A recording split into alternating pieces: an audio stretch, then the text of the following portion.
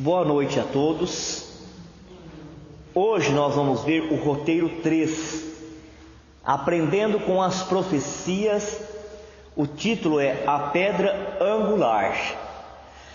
A pedra angular, como o próprio nome diz, é a pedra que dá o suporte e que guia, dá diretriz para toda uma construção. Quando se fala em pedra angular, se fala em edificação. Pedra angular é uma linguagem da construção civil, da arquitetura, da engenharia.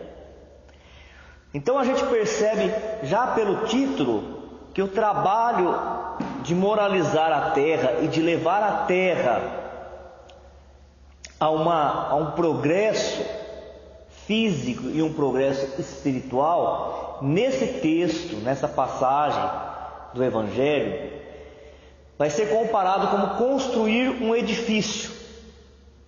O que é a pedra angular aqui nesse recinto?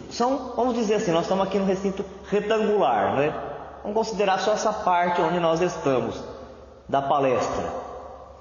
Nós temos em cada canto dela, nós temos quatro cantos externos, as arestas, os ângulos dela, que são as colunas com concreto, com ferro, e a partir dela as paredes, elas são construídas, elas são direcionadas, são guiadas.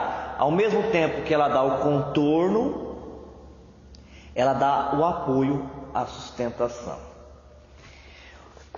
Mas para o trabalho de progresso para a terra, como uma escola de almas, o que seria a pedra angular? É o que nós vamos ver aqui no estudo de hoje. Qual é a pedra angular? De que maneira ela foi colocada? E se a pedra angular ela já foi colocada, quais são os outros passos dessa construção? Como que ela vai ser finalizada, essa construção?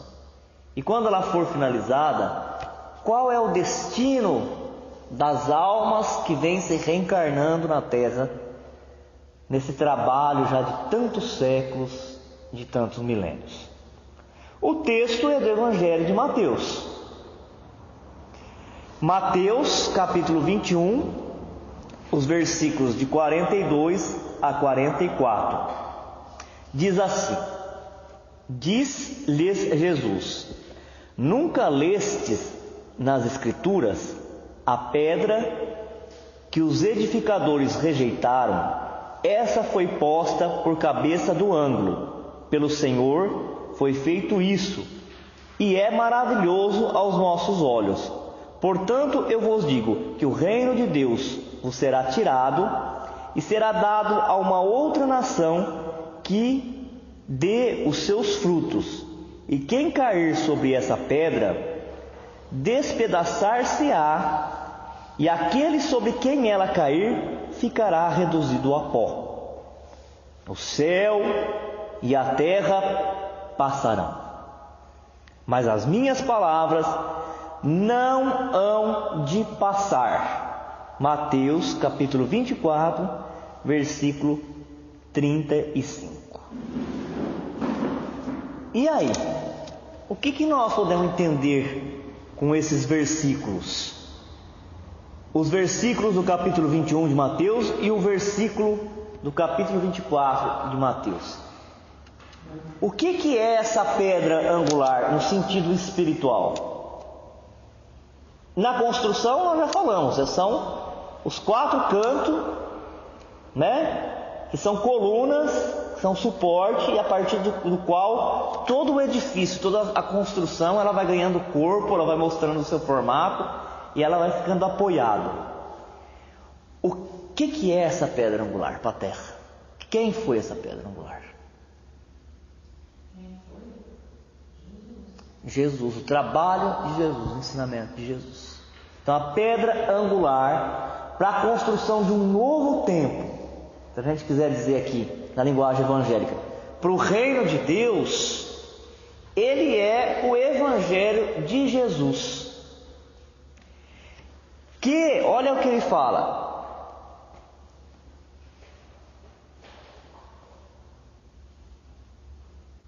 que foi rejeitada, né? Essa pedra angular, ela foi rejeitada. Mas aqueles que rejeitaram essa pedra angular e vão edificar alguma coisa, só que aquilo que ele edificar vai cair sobre ele e vai esmagá-lo. É forte, né? A linguagem aqui. O que será? Como que a gente pode interpretar isso? Vamos começar então pelos versículos para a gente não se perder. Diz-lhe Jesus: nunca lestes nas Escrituras a pedra que os edificadores rejeitaram? Essa foi posta por cabeça de ângulo, pelo Senhor foi feito isso e é maravilhoso aos nossos olhos. Então, por esse versículo nós vamos ver que tudo aquilo que de mais importante e de mais fidelidade às verdades espirituais, ela vem de Jesus, ela vem dos ensinos de Jesus. Pode ser que as tradições que vieram trazendo, isso nós já conhecemos, que vieram trazendo os ensinamentos, elas não soubem ser fiéis ao que Jesus trouxe. E pode ter falseado em algum momento, pode ter interpretado errado, sem querer ou por querer, sem intenção ou por intenção, mas aquilo que vem de Jesus na terra, o Evangelho, ele é a pedra angular, quer dizer, ele é o alicerce, o suporte.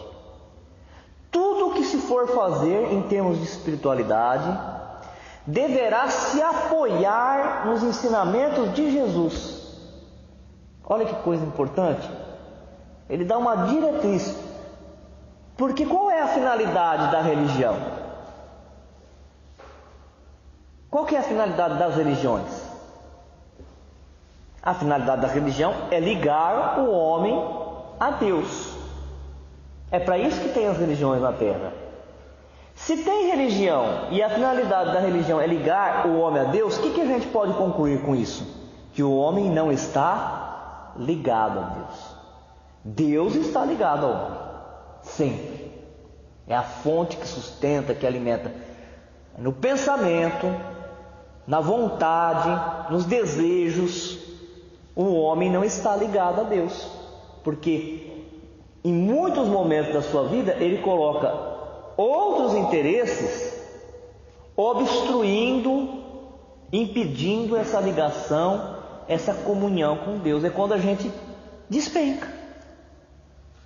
Quando nós despencamos, não é quando nós estamos sofrendo, não.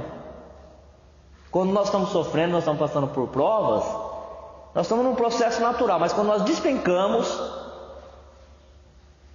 é porque alguma coisa na nossa vontade, no nosso pensamento, nos desligou de Deus. Pode ser a revolta, a não aceitação das coisas, pode ser qualquer um motivo que vale a pena investigar o porquê. Mas muitas pessoas, nos momentos de provas difíceis, é onde a fé fica mais viva. É aquela força interior, ela vem alimentar, ela vem colocar a pessoa de pé, na marcha firme. Então não é o sofrimento que nos desliga de Deus, não são as provas, é a maneira com que a gente passa a enxergar o mundo e as coisas que acontecem. É o posicionamento mental que nós temos perante a vida. Agora, aqui está falando que se a religião não fizer, quem está falando agora é Kardec, não fizer o homem melhorar, na verdade, que nem fala na Bíblia, na verdade, ou em verdade, ela não é religião. Se religião é religar, é unir o homem, que um dia teve ligado a Deus quando ele era simples, quando ele era puro, a Deus, ela não está fazendo o homem melhor, então ela não está atingindo o seu objetivo. E toda a religião, se ela está religando o homem a Deus, ela tem que estar apoiada nos ensinamentos de Jesus. Mesmo que ela não seja do Ocidente, mesmo que ela seja do Oriente, não está falando que ela tem que falar, usar rótulo, dizer eu sou cristão. Não tem essa necessidade. Porque os ensinamentos que Jesus traz, ele não é para um povo, ele é universal. Ele vem revelar como é a lei divina, tanto nos mundos materializados igual ao nosso, no mundo físico, como nas camadas do mundo espiritual. Quem compreender o que Jesus ensinou, está entendendo como é que funciona a lei de Deus, em qualquer lugar que for. A gente vai ver a formação de várias seitas. Aí a gente já entende que se é seita, ela separou, né? Eu estou numa seita, quer dizer, eu estou num lugar, num agrupamento, com um conjunto de ensinamento que é separado do outro. É um monte de seita. Se as seitas elas ensinassem tudo a mesma coisa, o que nós diríamos? Que todas elas estão com a verdade, porque todas ensinam a mesma coisa. E desde que essa mesma coisa tivesse mesmo apoiado no alicerce dos ensinamentos de Deus, que veio através de Jesus, o grande revelador. Mas acontece que a gente vê que uma seita, ela fala coisas diferentes sobre o mesmo assunto da outra. Para uma mesma pergunta, várias seitas, 2 ou 3 ou 10 ou 20, cada uma dá uma explicação diferente. O que leva a inteligência a concluir que nem todas estão certas? Se elas falassem a mesma coisa e aquele ensinamento que elas trazem tivesse em sintonia com o ensino de Jesus, independente de eu me considerar cristão ou não, é com o ensinamento, com a revelação, porque a lei ela é igual em qualquer parte. Então todas estariam com a verdade. Mas se elas se contradizem uma com as outras, então a gente pode concluir que elas estão falando coisas diferentes e que algumas não estão certas. Elas não estão revelando. A palavra revelar é tirar o véu daquilo que estava encoberto e mostrar a verdade. E para uma coisa ser verdade, ela tem que se sustentar. Ela tem que ser verdade agora e ela tem que ser verdadeira daqui 1000 anos, daqui 5000 anos, senão ela não era revelação, ela era uma invenção para atender uma necessidade de uma época. Ela tem que ser sustentável. Ela tem que se sustentar. Então, a religião, para ela estar cumprindo o seu trabalho, ela não pode ter nada em contradição com o Evangelho de Jesus. Mas não é o Evangelho que o homem escreve agora, que o homem interpreta, com a compreensão do jeito que Jesus trouxe. Tanto é que na doutrina espírita nós não encontramos nenhuma contradição do ensinamento da doutrina espírita com o ensinamento de Jesus. Quando há, a gente vai investigar, os pesquisadores vão trabalhar, eles vão descobrir que foi algum erro de tradução, ou de um lado ou de outro, ou a maneira com que o homem interpreta, porque cada um é um mundo, diz André Luiz, né? Cada ser é um mundo. Quando ele vai falar da encarnação e da desencarnação, todo mundo quer saber, né? Como é que se encarna? Como é que se desencarna? Ele fala, cada ser, cada homem, cada mulher é um mundo em si mesmo, diferente do outro e não se repete. De modo que a gente pode falar algumas coisas que são igual para todos, mas ninguém encarna igual ao outro e ninguém desencarna igual ao outro. Cada um é um mundo à parte. E cada mundo à parte interpreta as coisas da sua maneira. Mas na medida que se vai aperfeiçoando moralmente, mais aprofundado, maior é o mergulho na essência, naquilo que se aproxima do que realmente acontece na vida, na natureza, nas coisas de Deus. Voltemos ao versículo em Mateus, capítulo 21 e versículo 42. A pedra foi Jesus, os ensinamentos de Jesus. E ela foi dada como cabeça de ângulo, quer dizer, como suporte, como coluna para construir tudo o que viria depois. No ensinamento passado, no estudo passado, nós vimos que Jesus não podia ensinar tudo, porque as pessoas não tinham compreensão. Lembra no roteiro que nós damos o Consolador Prometido?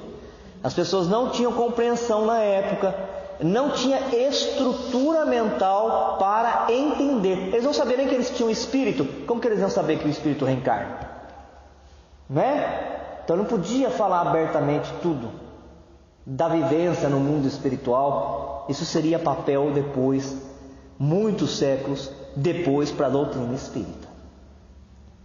Mas ele fala que esse ângulo, né, que veio lá para o povo hebreu, para começar um novo tempo, porque o povo hebreu, quando veio Jesus, ele não era um povo com uma história em branco. Ele não era uma tábua rasa, sem nada. Ele já tinha uma história antiga. Mas Jesus veio para ser pedra angular para a construção de um novo mundo, que em si, quer dizer, em Jesus, iniciava naquele momento. Ele encerra um período que foi, para nele começar um período que virá a ser. E rejeitaram. Quem rejeitou a pedra angular? O próprio povo hebreu. Aqueles que já tinham construído na sua tradição milenar a ideia de Deus único, o monoteísmo, que era um avanço para aquela época, rejeitou a pedra angular, quer dizer, rejeitou o alicerce para a construção de um novo mundo. E quando você rejeita a pedra angular, ou rejeita o alicerce e constrói sem alicerce, sem pedra angular, o que acontece? Desaba, a construção desaba. Então aquilo que vinha caminhando séculos e séculos, que vinha trazendo o povo hebreu a ser um povo de vanguarda, estar à frente do outro povo espiritualmente, não se sustentou. Não se sustenta. Vez ou outra você pega, na nossa época, algumas seitas, como ele diz aqui, algumas religiões, querendo repetir a mesma coisa que o judeu repetia na época de Jesus, hoje, querendo colocar hoje aquilo. Porque lá no profeta tal, está isso, o profeta tal, está aquilo. Para uma sociedade completamente modificada, aquilo soa como algo sem sentido. Algo que só se pronuncia dentro do templo religioso para fazer um culto, mas que não tem utilidade para a vida. Não sustenta, não tem sustentação. Então, veio para eles, mas eles rejeitaram. Quer dizer que tem uma coisa muito importante nisso. Isso mostra que às vezes um povo ele é escolhido por um trabalho missionário, por um trabalho de salvar a terra nas questões espirituais, e ele não cumpre. Ele não cumpre o papel, ele se desvia. Isso quer dizer também que alguns homens, alguns espíritos se encarnam para realizar um trabalho, e eles são escolhidos porque eles têm condições, mas eles não cumprem. A gente tem que estar atento a isso. Assim como muitos de nós temos uma programação de reencarnação, programamos, é um planejamento, e não cumprimos. Não cumprimos. O povo hebreu era o povo escolhido para receber o alicerce que era Jesus de um novo tempo, e eles não souberam aproveitar, não utilizaram. Quer dizer que eles deixaram de ser, né? Eles deixaram de ser. Então, se a gente pensar nessa construção como Jesus sendo a pedra angular, né? Então a gente vai pensar no Espiritismo hoje como a cúpula, aquilo que vai, né, fechar essa construção para o nosso planeta um dia entrar na categoria de um planeta feliz, de felicidade. O próximo versículo, ele diz assim: portanto, eu vos digo que o reino de Deus vos será tirado e será dado a uma nação que deu seus frutos. E quem cair sobre essa pedra despedaçar-se-á, e aquele sobre quem ela cair ficará reduzido a pó. Bom, então, no primeiro momento, a pedra angular, foi o próprio Cristo, foi dada a uma nação, aos hebreus, lá na Palestina. Como ela foi rejeitada, não deram continuidade ao trabalho do Cristo, porque nem aceitaram. A maioria dos judeus até hoje nem aceita Jesus como Messias. Alguns o têm a conta de mais um profeta, outros nem isso.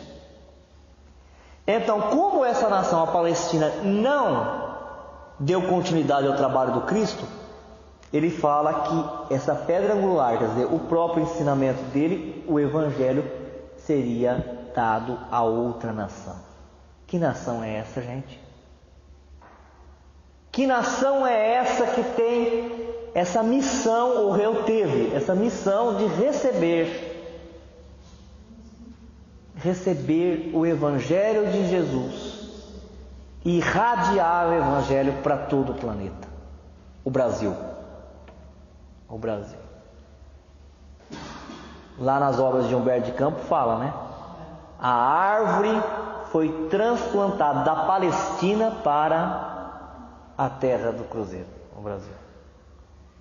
Mas isso não é garantia que o Brasil também não vai rejeitar. Esse é o cuidado que nós temos que ter. Porque entre receber a missão e cumpri-la, tem uma distância muito grande. Se o Brasil não cumprir, a vontade é de Deus, ela não para. Novamente ela será transferida para uma outra nação. O fato é que agora ela está aqui. E é por isso que a espiritualidade investiu na encarnação de tantos espíritos missionários no Brasil, para que o ensinamento do Evangelho fosse fecundo, para que ele pudesse fermentar, se multiplicar e passar de geração para geração, de tradição para tradição, de país para país, de nação para nação. Porque a verdade está contida em Jesus. Mais uma vez aqui vou falar o que nós já falamos nas outras lições. Não se trata de uma adoração à imagem de Jesus. Se trata de uma adoração no sentido de amar o ensinamento que ele trouxe. Porque esse ensinamento, o dia que nós tivermos evoluído, nós vamos ver que ele é ensinamento para esse planeta, para o outro planeta, para o outro e para qualquer lugar da morada de Deus. Qualquer. E um país, uma nação, ela só poderá se moralizar quando ela souber compreender o Evangelho e praticar. Porque tantas outras nações avançaram. Olha quanto que avançaram tecnologicamente, avançaram em conhecimento, avançaram nas questões materiais. Mas quando ela não assimila esse ensinamento e ela não pratica, ela não se sustenta, ela cai. E o Brasil, então, formado, por 3 raças, que a gente vai falar de raça para pegar emprestado a linguagem do Brasil, coração do mundo, pátria do Evangelho. E hoje em dia a gente não fala mais raça, não existe a raça tal, a raça tal, quando você fala para ser humano, existe a humanidade. De 3 raças, de 3 etnias simples e tristes, fala lá na obra de Humberto de Campos, Brasil, coração do mundo, pátria do Evangelho. Os portugueses, que por ingratidão nossa, tão mal falados na colonização do Brasil, foi escolhido a dedo para ser eles. Porque de toda a Europa, todo o velho continente, os únicos que guardavam ainda condições para assimilar o Evangelho de Jesus eram os portugueses. Porque os outros já estavam contaminados pelas guerras, pelo domínio, pela posse. E era um povo que estava sofrendo muito naquela época, porque o país estava passando por situações muito difíceis financeiramente, mas eles ainda guardavam no coração, quer dizer, na suscetibilidade, a capacidade de deixar penetrar os ensinamentos novos que vêm de uma espiritualidade superior. E vieram se encontrar aqui no Brasil com os indígenas,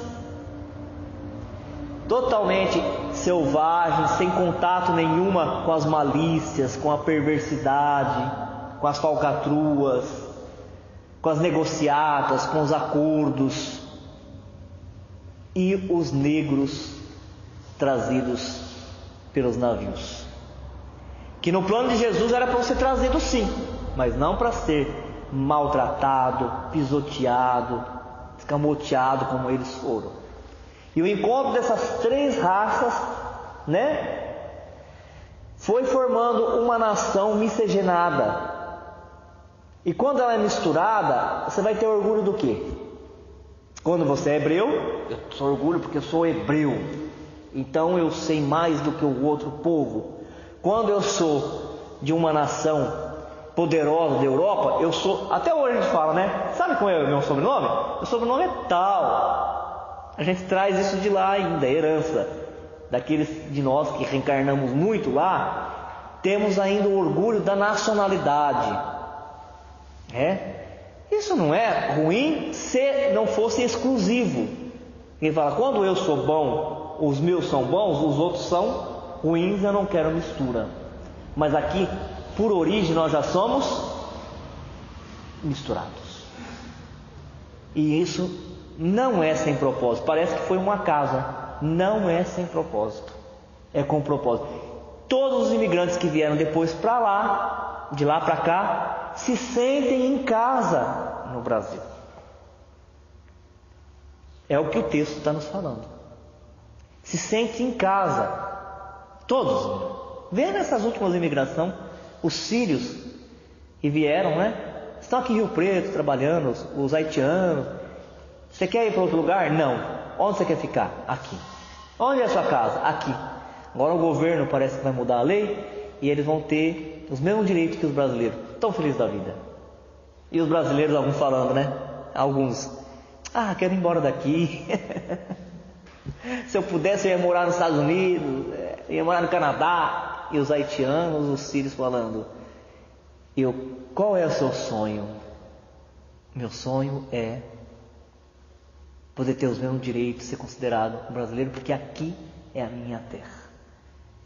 Então, neste rebuliço, nessa reviravolta de vai para lá e vem para cá, vai para lá, todos vão sendo, no sentido positivo, contaminados com os ensinos que a espiritualidade maior quer que venha na terra.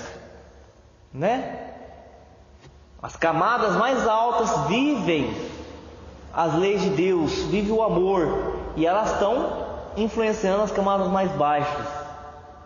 Tem que vir para cá. Nós temos que assimilar. Então, foi transplantado da Palestina para o Brasil, e a missão está aqui. Agora, se a gente vier a falhar o Brasil, vai para outro lugar. Porque a vontade de Deus, ela nunca é interrompida, e a vontade de Deus é que o mundo nosso seja um mundo melhor, um mundo mais evoluído, e um mundo que siga as suas leis, e ele vai seguir o meio pela qual ele vai mudando. Olha o que nos diz aqui o texto de Humberto de Campos. Você quer ver que maravilha? Que nação teria condições de fazer cumprir essa profecia de Jesus? O espírito Humberto de Campos informa que é o Brasil. Jesus transplantou da Palestina para a região do Cruzeiro a árvore magnânima do seu Evangelho, a fim de que os seus rebentos delicados florescessem de novo. frutificando em obras de amor para todas as criaturas. Ao ceticismo da época, soará estranhamente uma afirmativa dessa natureza: o Evangelho não seria mera ficção de pensadores do cristianismo, o repositório de suas lições? Não foi apenas um cântico de esperança do povo hebreu que a Igreja Católica adaptou para garantir a coroa na cabeça dos príncipes terrestres? Não será uma palavra vazia, sem significação objetiva na atualidade do globo, quando todos os valores espirituais parecem descer ao sepulcro caiado da transição e da decadência? Mas a realidade é que, não obstante todas as surpresas das ideologias modernas, a lição do Cristo aí está no planeta, aguardando a compreensão geral do seu sentido profundo. Falando aqui, e muitas vezes o Evangelho foi atacado, os ensinamentos do Cristo, dizendo assim: deixa essa história de Evangelho para lá, isso aí foi uma invenção. Foi uma invenção primeiro do povo hebreu, que sonhava em vir a um Salvador. Depois, a Igreja Católica, ela aproveitou esses ensinamentos aí do povo judeu, do povo hebreu, para garantir o poder dos reis, porque eles já estavam perdendo através daquelas religiões monoteístas deles, através daquelas adorações, eles já não conseguiam mais manter o domínio sobre o povo. Então a Igreja Católica, para manter quem ela queria no poder, ela se apropriou disso. Então, ao longo do século, o Evangelho foi atacado, tentaram diminuir a sua importância, até mesmo ridicularizar.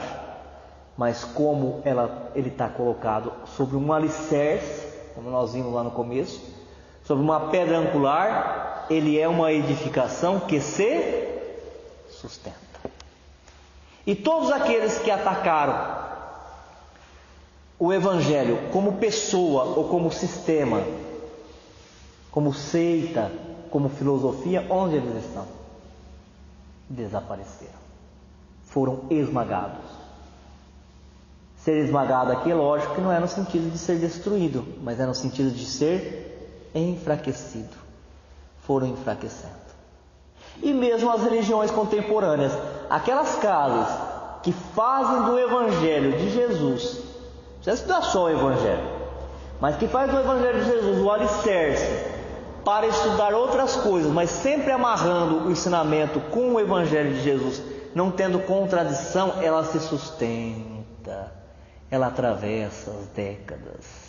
As outras desabam, despencam. São as 3 revelações que a gente aprende na doutrina espírita. Moisés, o Velho Testamento, começa a construir. Jesus, o cristianismo, e o espiritismo é a cúpula que vem fechar essa edificação para que o reino de Deus seja construído na terra. O reino de Deus seja construído na terra. As inúmeras dificuldades vivenciadas pelos brasileiros, sobretudo nos dias atuais, levantam algumas dúvidas a respeito de ser o Brasil a pátria do Evangelho, mesmo que se considere a seriedade e a integridade do espírito e do médium envolvidos na transmissão da mensagem. Entretanto, se não nos detivermos no peso das provações atuais, se estendermos a nossa visão para o futuro, veremos que a informação não está desprovida de lógica. Então ele está falando assim que muitos, desde o início, agora nós estamos falando do Brasil, como pátria do Evangelho, e principalmente agora com as dificuldades atuais, colocam em questionamento como é que um país como o Brasil poderá ser a pátria do Evangelho com tantas provações coletivas que nós estamos tendo. Como é que pode? Com tantos desvios no campo da moralidade. com tanta corrupção acontecendo. Corrupção vultuosa. Não é de agora, mas agora é que está sendo trazido à luz da opinião pública. Não é agora. Ou é agora? Não é. Desde a formação. Desde. Então muitos se levantam falando, como é que pode ser? E ele está dizendo aqui, mas é. A missão é do Brasil. Já foi do povo hebreu, agora é do Brasil. Né? Vai ter aqui no Brasil Eurípides Barçanufo reencarnado, Chico Xavier reencarnado, toda essa equipe que com eles é reencarnada, que só muito lá na frente das reencarnações nós vamos descobrir quem é esse povo todo que veio passar aqui pelo Brasil. O Brasil é, mas poderá, como aconteceu com o povo hebreu, escolhido, não cumprir e se desviar. Mas é. E agora, Daniel, no Rio de Valdo, está demais a terra assistida por espíritos que encarnaram aqui para ajudar muito, muito, muito. Sim. Aí que vai estar, né? A questão da pessoa estar com a sintonia com esses, né? Buscar na positividade, buscar na esperança, buscar se desligar desses acontecimentos ruins, para criar campo mental e ele possa semear, esses espíritos possam semear nesse campo mental sementes de boas ideias, de criatividade, de sustentação, do bom ânimo, para que as pessoas não venham sucumbir na depressão, no desalento, no desânimo, na desistência. É agora a hora do persistir, do perseverar até o final. Estou desanimando, porque eu faço, parece que não acontece. Eu faço, parece que ninguém dá valor. Não é ninguém que vai dar valor. Quem vai dar valor é você mesmo. Na medida em que você, cada vez que fizer o certo, se sentir bem, se sentir, em paz de espírito, se sentir recompensado por estar em ligação com esses espíritos de maior envergadura e de pureza. As provas e expiações que acontecem aos brasileiros desde os tempos coloniais moldaram-lhes o caráter, imprimindo-lhes uma índole mais pacífica, marcada por acentuada religiosidade, nem sempre encontrada nos demais povos. Então, ao contrário do que o povo fala, acha que um país igual esse, desde lá da colonização, vem sendo massacrado, vem, o povo passando por miséria, por todas essas dificuldades, vai ser um país escolhido para... Aí ele fala, exatamente por isso. Por causa de tudo isso, é que forma na nação brasileira uma nação pacífica, que ela não tem tradição para guerra, Qual guerra que o Brasil participou? Lá atrás, da guerra com o Paraguai. Mas nós não temos essa tradição de guerrilha. É uma nação mais pacífica, que com mais facilidade do que os outros pode captar os ensinamentos dos bons espíritos, da espiritualidade. De uma maneira geral, não há separatividade étnica no país.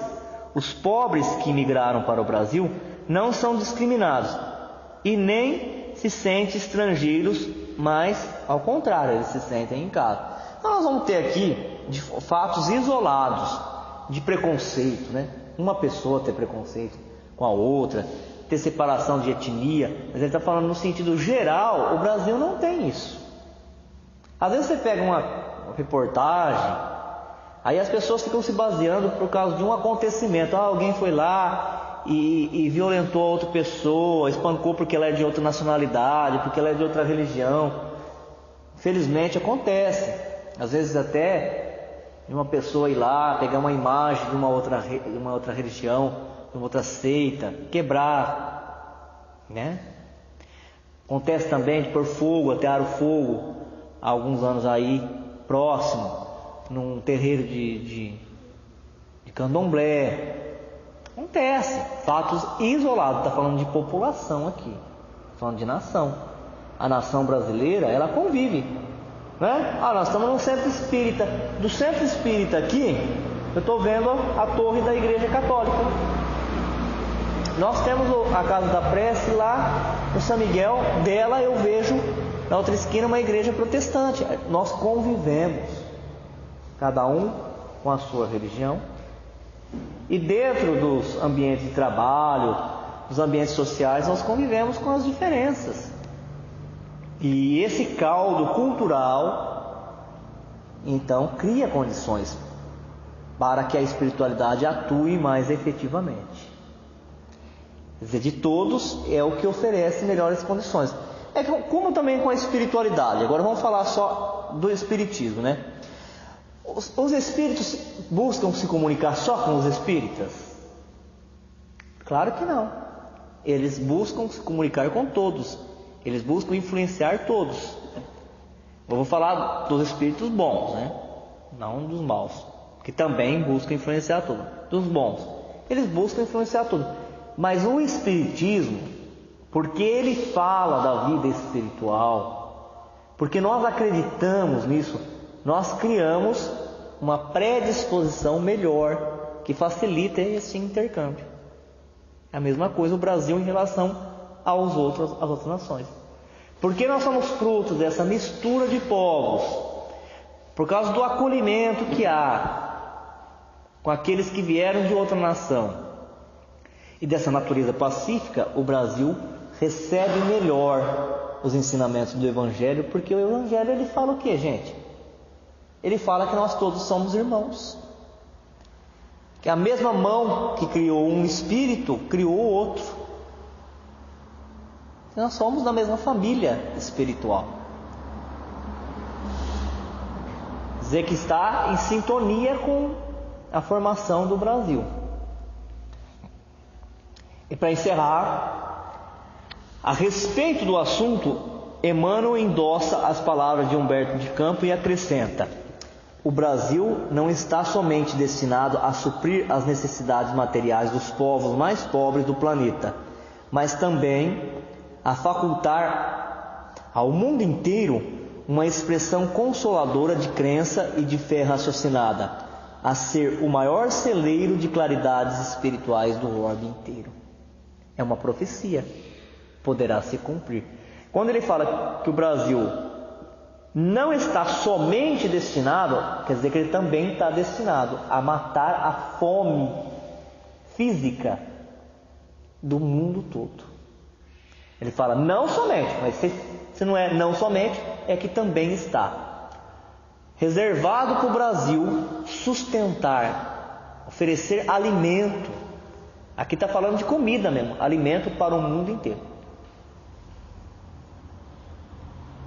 E, além disso, que é o principal, de levar as claridades da fé raciocinada. Porque o conhecimento que o Espiritismo dá, se ele for bem compreendido e praticado, as nações elas não vão mais ser orgulhosas, elas não vão promover mais guerra com as outras, elas não vão dar mais valor na parte física do que na espiritual, porque o ensinamento que a doutrina espírita traz do ponto de vista da ética e da moral é o mesmo trazido por Jesus.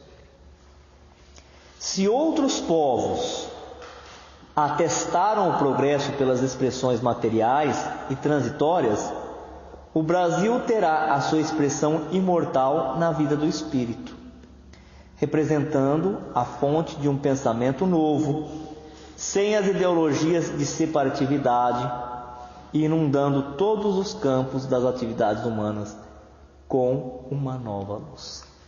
Então está reservado para o Brasil esse compromisso de irradiar todo esse ensinamento que é trazido das esferas superiores para cá, através das comunicações mediúnicas, para todos os povos, todos, né? falando do Divaldo, ele estava completando 70 anos de palestra, já 14 mil palestras proferidas, numa centena de cidades no mundo inteiro, já, né, na expressão dele, nós já temos aí um trabalho de multiplicar esses ensinamentos, de esparramar esses ensinamentos para o mundo inteiro. Os livros que o Chico psicografou, ele já está traduzido, eles já são lidos no mundo inteiro. Da onde que partiu isso? Partiu do Brasil. Do Brasil. E encerrando aqui, o céu e a terra passarão, mas as minhas palavras não há de passar. O que nós podemos entender com isso? O céu e a terra passarão. Como assim o céu e a terra passarão? Mas as minhas palavras não hão de passar. O céu, ou céus, é o mundo espiritual. Transitório também, porque o mundo espiritual que está aqui, nós vamos desencarnar, nós vamos para uma cidade espiritual. Essa cidade, ela vai existir para sempre? Não, porque na medida que essa humanidade que vai para ela evoluir, ele vai para uma camada muito maior. Então, a compreensão dos espíritos que estão mais próximos da Terra mudarão na medida que eles evoluírem. E a vida aqui na Terra, ela muda sempre. Muda a parte física que está evoluindo, o próprio planeta, né? Os continentes evoluem, as rochas evoluem, mudam. A maneira de viver aqui na Terra, ela está mudando significativamente. Ela sempre mudou, mas agora, por causa da transição, ela está mudando mais rápido, muito mais rápido. Mas as palavras de Jesus, não as palavras que o homem escreveu atribuindo para Jesus, porque essas muitas foram mal interpretadas, mal traduzidas, né? Interpretadas de acordo com o tempo de cada um, com a capacidade de cada um, mas aquilo que realmente Jesus trouxe não passará, porque é a expressão da vontade de Deus. E a vontade de Deus, ela é imutável, ela não vai mudar nunca.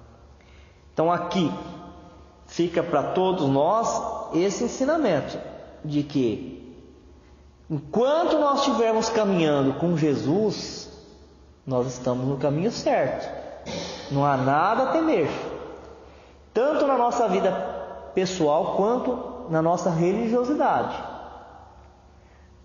Quando a gente se desconecta de Jesus, dos ensinamentos dele, e trocamos ele por outra coisa, aí a gente tem que se cuidar, porque essa construção, esse projeto, que nós não estamos falando de paredes, esse projeto onde nós estaremos ligados, vai cair sobre a nossa cabeça, e nós vamos enfraquecer, perder a força.